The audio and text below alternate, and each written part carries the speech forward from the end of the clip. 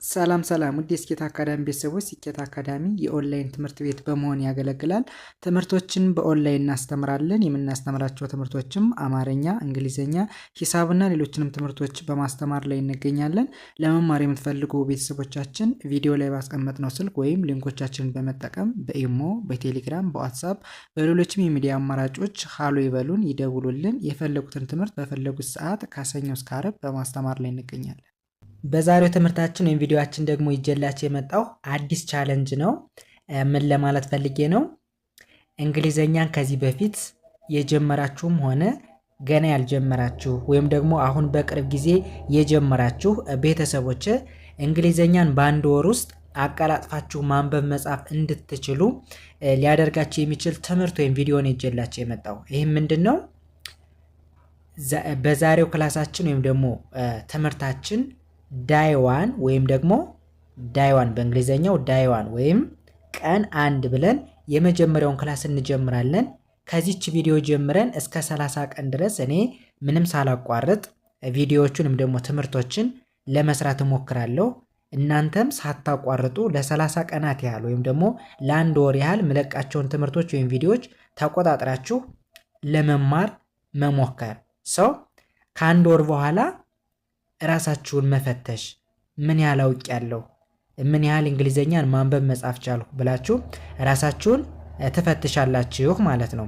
እይታውን አይቼ ደግሞ በጣም ብዙ እይታ የሚኖረው ከሆነ መጨረሻ ላይ ራሳችሁን የምትፈትሹበት ጥያቄዎችን አዘጋጅቼ ወሩ መጨረሻ ላይ የምሰራላችሁ ይሆናል ማለት ነው። ስለዚህ ቀን 1 ብላችሁ የመጀመሪያውን ቪዲዮ ከዛሬዋ ቀን ጀምራችሁ መጀመር፣ ከዛ እንደነገርኳችሁ ሳታቋርጡ ለ30 ቀናት ያህል ወይም ደግሞ ለአንድ ወር ያህል መለቃቸውን ቪዲዮዎች ተቆጣጥራችሁ ለመከታተል መሞከር።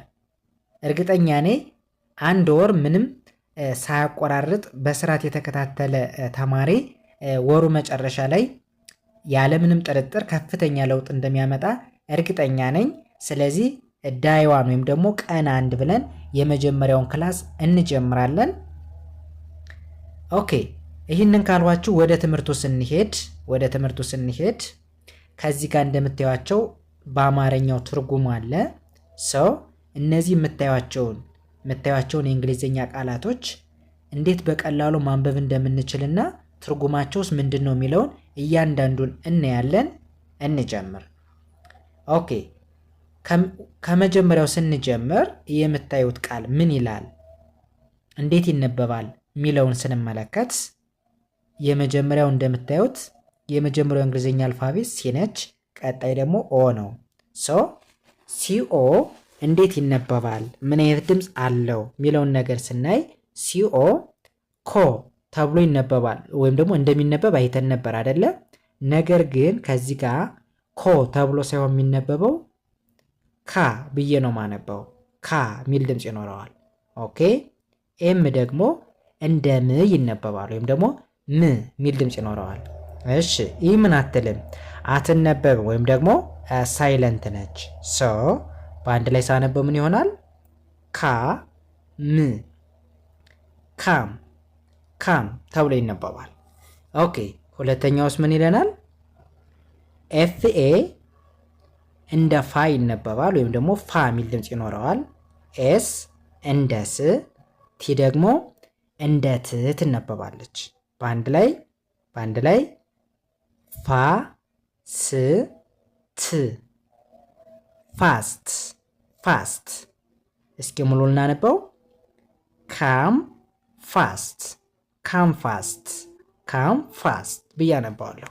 በአማርኛው ቶሎና ወይም ቶሎ ነይ ብለን መተርጎም እንችላለን ማለት ነው። ኦኬ፣ ወደ ቀጣዩ ስንሄድ ቀጣዩ ምን ይለናል? ቀጣዩ ደግሞ ዲኦ ይለናል። ዲኦ እንደ ዶ ሳይሆን እንደ ዶ ነው የሚነበበው። አሁን ዲኦን እንደ ድ የምናነብበት ሰዓት አለ። ከዚህ ጋር ግን ዲኦ እንደምን ይነበባል? እንደ ድ ሳይሆን እንደ ዶ ይነበባል። ዶ ብለን እንጽፋለን። እሺ፣ ከዛ ኤን ነች። ኤን ደግሞ እንደ ን ትነበባለች። እንደ ን። እሺ፣ መጨረሻዋ ቲ ነች። ቲ እንደ ት ትነበባለች። ሙሉን ሳነበው አንድ ላይ ሙሉ ሲነበብ ምን ይሆናል? ዶ ን ት ዶንት ዶንት ብዬ አነባዋለሁ። እሺ ወደዚህኛው ስንሄድ ይኛው ደግሞ ዲ እንደ ድ ይነበባል፣ እንደ ድ። አር አይ እንደ ሪ። እሺ ኤን እንደ ን፣ ኬ እንደ ክ። ኦኬ በአንድ ላይ ድ ሪ ን ክ ድሪንክ ድሪንክ ብዬ አነባዋለሁ። ሙሉን ሳነበው ዶንት ድሪንክ ዶንት ድሪንክ ዶንት ድሪንክ። በአማርኛው አጠጡ አጠጡ ለማለት ስንፈልግ ሁለት ወይም ከዛ በላይ የሆኑ ሰዎችን አጠጡ ለማለት ብትፈልጉ ዶንት ድሪንክ ማለት ትችላላችሁ ማለት ነው። ኦኬ ወደ ሶስተኛው እንሂድ። ወደ ሶስተኛው ስነድ በተመሳሳይ ሶስተኛውም ምንም ልዩነት የለውም ካየነው ጋር ዲኦ እንደ ዶ ነው የሚነበብ ብለናል። ኤን እንደ ን፣ ቲ ደግሞ እንደ ት። በአንድ ላይ ዶ ን ት ዶንት ዶንት። ኦኬ የኛውስ ምን ይለናል? ኤል ኦ ዩ በአንድ ላይ እንደምን ይነበባል? ላ ብለን እናነባዋለን። ላ። ኦኬ እንደገን ጂኤች ደግሞ እንደ ፍ ይነበባል። እንደ ፍ። እስኪ በአንድ ላይ ላነበው። ላ ፍ ላፍ ላፍ። እስኪ ምኖ እናነበው። ዶንት ላፍ ዶንት ላፍ ዶንት ላፍ። በአማርኛው አትሳቁ አትሳቁ ማለት ይሆናል። እሺ ወደ ቀጣዩ እንሂድ። ወደ ቀጣዩ ስንሄድ ቀጣዩስ ምን ይለናል? በተመሳሳይ ዲኦ እንደ ዶ እንደሚነበብ አይተናል። ኤን እንደ ን፣ ቲ ደግሞ እንደ ት። እሺ ዶን ንንና ትን በአንድ ላይ አገጣጥሜ ሳነባቸው ምን ይሆናል? ዶ ን ት ዶንት ዶንት ብዬ አነባዋለሁ። ኦኬ ይስ ምን ይለናል? ሲ እንደ ክ፣ አር እንደ ር፣ ዋይ ደግሞ እንደ ይ። ሶ ክን እርንና ይን በአንድ ላይ ሳነባቸው ምን ይሆናል? ክ ራ ይ ክራይ ክራይ ተብሎ ይነበባል። ሙሉን ሳነበው ዶንት ክራይ ዶንት ክራይ ዶንት ክራይ ብዬ አነባዋለሁ። በአማርኛው አታልቅሱ አታልቅሱ ማለት ይሆናል። እሺ ወደ ቀጣዩ ስንሄድ ቀጣዩስ ምን ይላል? ይሄ የምታዩት በተመሳሳይ ምንም ልዩነት የለውም ካየነው ጋር ዲኦ እንደምን ይነበባል ብለናል? እንደምን ይነበባል? እንደ ዶ ይነበባል ብለናል። ዶ። እሺ ኤን ደግሞ እንደ ን እንደ ን፣ ቲ እንደ ት።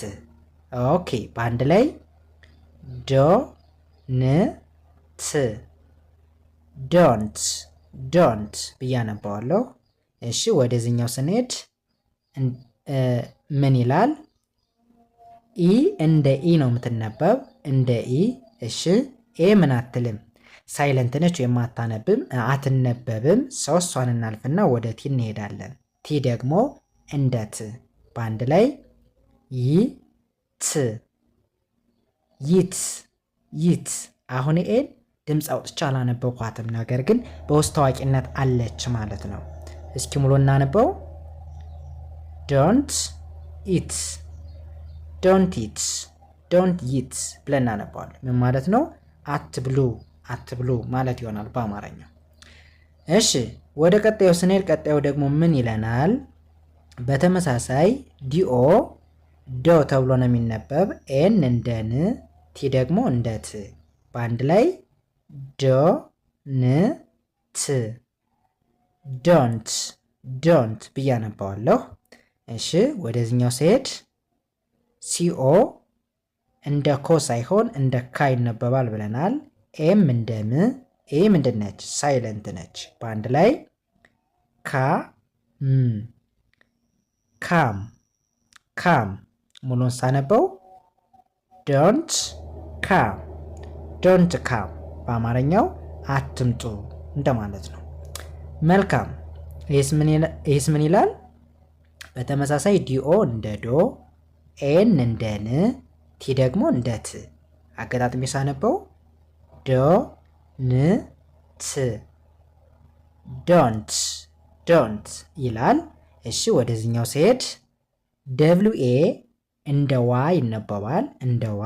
እሺ ኤስ ኤች ደግሞ እንደ ሺ፣ በአንድ ላይ ዋ ሺ ዋሽ ዋሽ።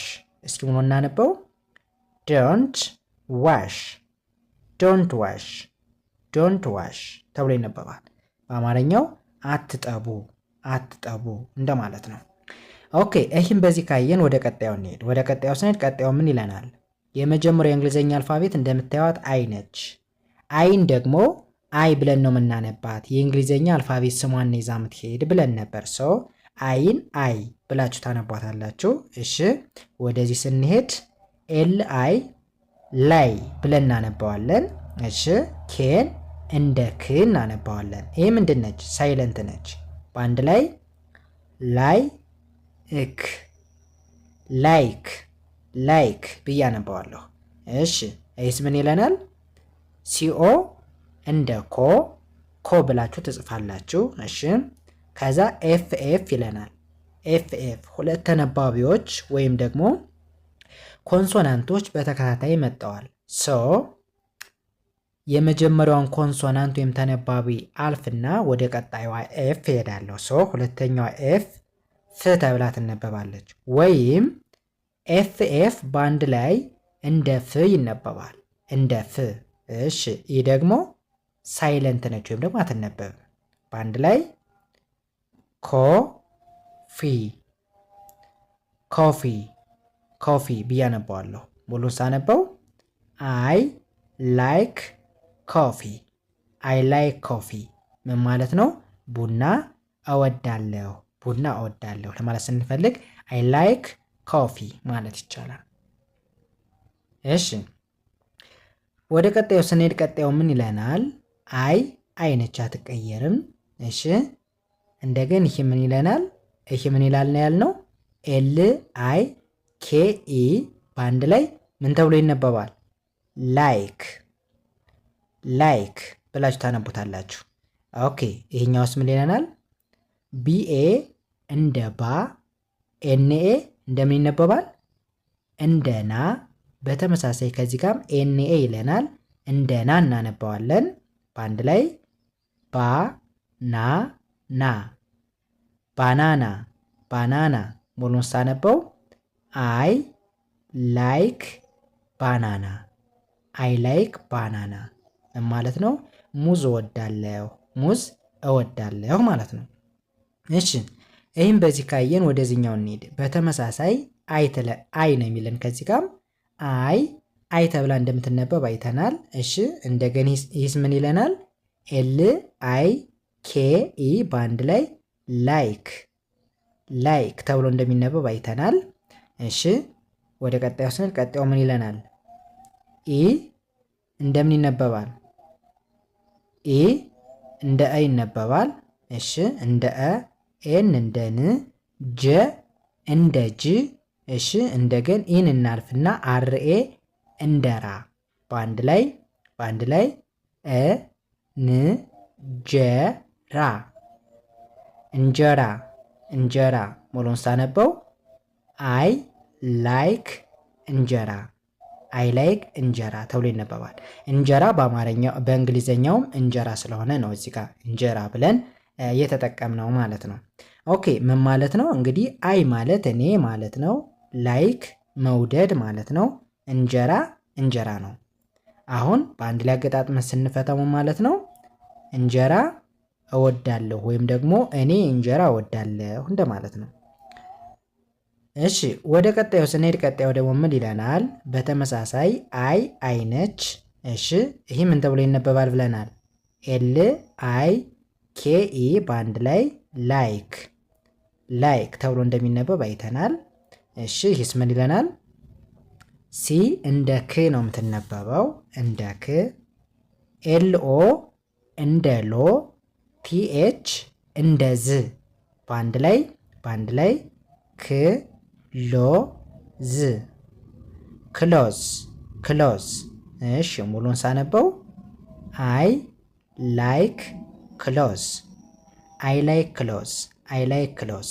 በአማርኛው ልብስ እወዳለሁ ማለት ነው። ኦኬ ክሎዝ ማለት ልብስ ነው። ላይክ መውደድ፣ አይ እኔ ማለት ነው። በአንድ ላይ እኔ ልብስ እወዳለሁ ወይም ደግሞ ልብስ እወዳለሁ ማለት ነው። እሺ ወደዚህኛው ስንሄድ በተመሳሳይ ሂም አይ ተብላ ነው የምትነበብ። እሺ ይህስ ምን ይሆናል? ኤል አይ ኬ ኢ ላይክ ላይክ ብዬ አነባዋለሁ። እሺ ቀጣዩ ኤፍ እንደ ፍ፣ እንደገን አር ዩ እንደ ሩ ኢ ሳይለንት ነች እናልፋትና ወደ ቲ ስንሄድ ቲ እንደ ት። ሙሉን ሳነበው